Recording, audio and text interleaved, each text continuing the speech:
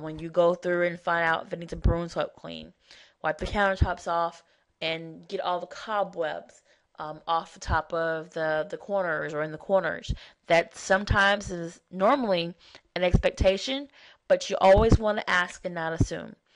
Are the broom swept cleans included in the price of the debris removal? Sometimes it's already assumed that you know this, but if you don't, you always want to clarify. If they ask you to say, hey, I have several clients and everyone is different. I just want to make sure I understand your expectations moving forward. Very simple. Okay, and also check, make sure toilets and tubs are in good condition. Now, some clients, again, they pay by the toilet.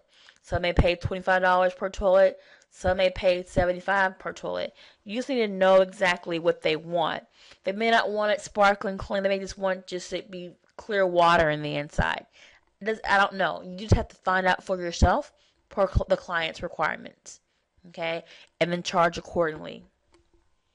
Okay, the next question I ask, is the property safe? Is it safe for human entrance and for property maintenance? So when I go into a property, after I've realized whether it's clean or not, I document all the things that need to be worked on and calculate my profit potential. I then go back, or when I'm walking through, I'm looking and I'm seeing, okay, what in this property is a hazard? Are there any gallons of paint? Does my client charge or pay by the gallon of paint? Normally they will. Some customers will pay you $10 per gallon, per full gallon. So I go in there, I document how many full gallons of paint there are. I document how much gas there is, how much propane, how much chemical is actually in that property. Then if I see any feces, I charge to remove that. Okay, like an animal feces, like a dog or a cat, I definitely charge, a fee to remove that. Are there any mold issues? If there are, how much mold? How much is it going to cost per square foot to get that mold removed? It may just be, a little bit of mold behind the counter sink. Okay, well, I'm going to charge at least $15 to move that mold. I'm going to make sure I itemize it out as an issue because it's a health hazard. And by HUD regulation, you get paid for that. Okay? Are there any trip hazards? Are there any boards that are trip hazard? Are there any air conditioning vents that are in the floor that are missing its covers? So you want to go through and find those things. If you find it, it doesn't necessarily mean you have to go out there and buy an air vent. It may mean you buy some board and you board that hole up. You just want to make sure that there are no trip hazards. Okay? So if you can just cover up any hole, fix any dent, any dips that can cause trip hazards, then you need to do that at the lowest cost possible. Okay? Railing installed at the proper heights. If you come into the entrance and there are 5 stairs that lead up to the front door, is there a guardrail? Is there a guardrail on the patio? If there is not, you can charge the customer to install that guardrail, because by HUD regulation, there are certain specifics that have to be in the property, and you have to think like that when you're walking into these properties, because if it's missing, that's an opportunity for you to make some money, and that's low-hanging fruit. But you would never know if you don't know what you're looking for. You just go in there, take the trash out, cut the grass, and there may have been $1,000 of work that you could have done that would not have cost you much money or much time, but you weren't able to see it because you didn't have the knowledge. But now that you have the knowledge, you can make the profit. Okay? He who has the knowledge has the profit potential. Okay? All right, so electricity and exposed wires.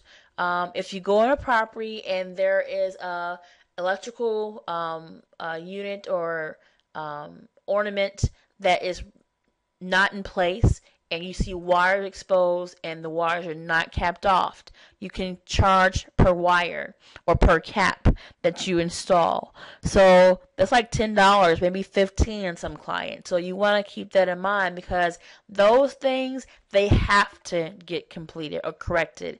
That is guaranteed money. If you let them know that's a problem and they don't fix it, that could be a huge violation. So just make sure you get that low-hanging fruit and you document what you see That way you can charge your customer for those issues. Okay, I mentioned damaged flooring, a trip hazard, or anything that can cause impinged limbs. And you want to ask yourself, are there any water leaks present?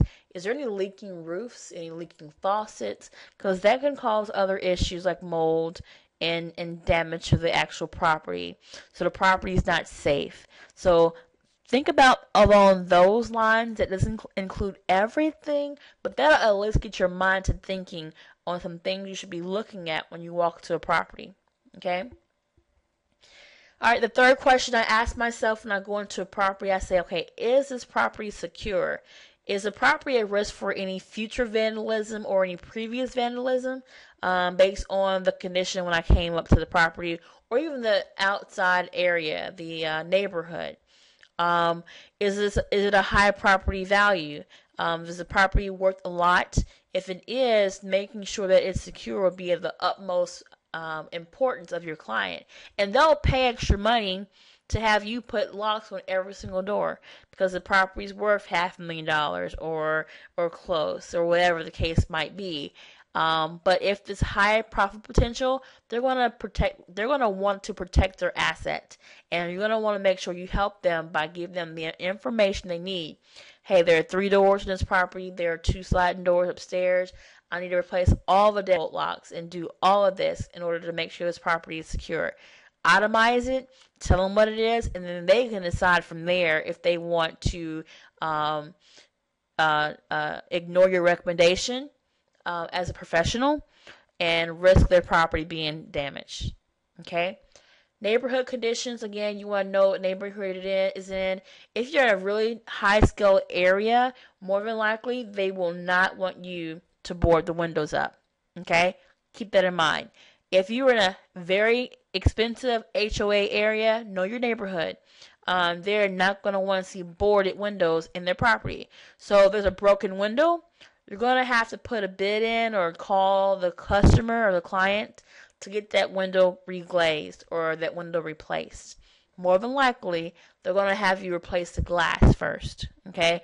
Unless for some reason the window does not lock or it's broken, then they'll have you replace the window.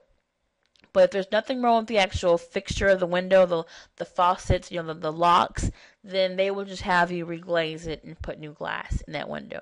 Okay? Make sure you don't have any doors in the property. If there are any broken windows and doors, and all the sheds, garages, and doors secure when you came in and when you exited. Keep that in mind when you're going to the property, okay? Because the previous vendor should have made sure it was locked. And if you go to a property and it's not locked, either it's a sign that the property is not in this most safe condition and may need to be upgraded in security, and that could be more potential for you to make additional money. Okay, and making sure when you leave that the property is secure. Make sure all windows are locked. Okay. All right, so make sure you take pictures as you're going through those 3 steps. That way you can prove every line in your bid. Okay, I'm gonna now go into some examples of some work orders that I have. Okay. All right, so this one right here, you see that I installed it and replaced some carpet in every property, in every room. I measured the rooms, measured the actual area, and submitted the bid for $1,500. Here's another property for another client. I'll pause right here. So here's an example of a first bid where I actually installed carpet, installed and replaced carpet in a property. I contracted this work out, and we did 3 rooms and a couple closets, and there was $1,500 invoiced. Okay. Here's another example of a property that we actually painted the interior of a property. This is when I first started.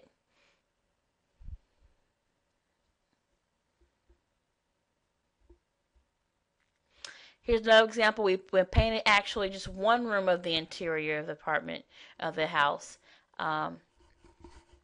Here's an example where we paint it and